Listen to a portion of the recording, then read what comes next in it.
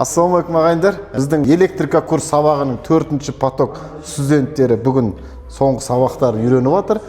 Бізде ең соңғы сабақтарда шитті қалай жинау, 3 фазды қалай бөлу, нагрузканы 3 фазды бөлу, соның бәрін үйретіп жатырмыз. Ақылбек деген жігіт Астанадан келген, осы оқуға бізге арнайы SmartLight компаниясына бүгін өзінің жұмысымен қазір жинаған шитімен өзі таныстырады. Бүгінгі соңғы сабақтарда 3 фазалық шитті жинап жатырмыз.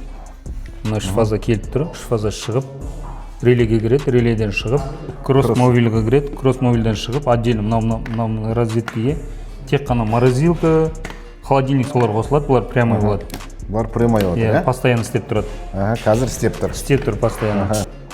Узомен жұмыс жасайтындар, мына отдельно розеткасы, свет бәрі отдельно тұр, күлчатын. 18 күннің ішінде осы Олжас бауырымызбен Ерекең үйретіп шығарды ғой, 0-ден. 0-ден үйретіп шығарды, башта сабақ білмейтінбіз. Енді барлығын үйрендік. Алған білімің құтты болсын. Өзің жемісін Алла берекесін берсін сіздерге де. Жұмыстарыңыз табысты болсын.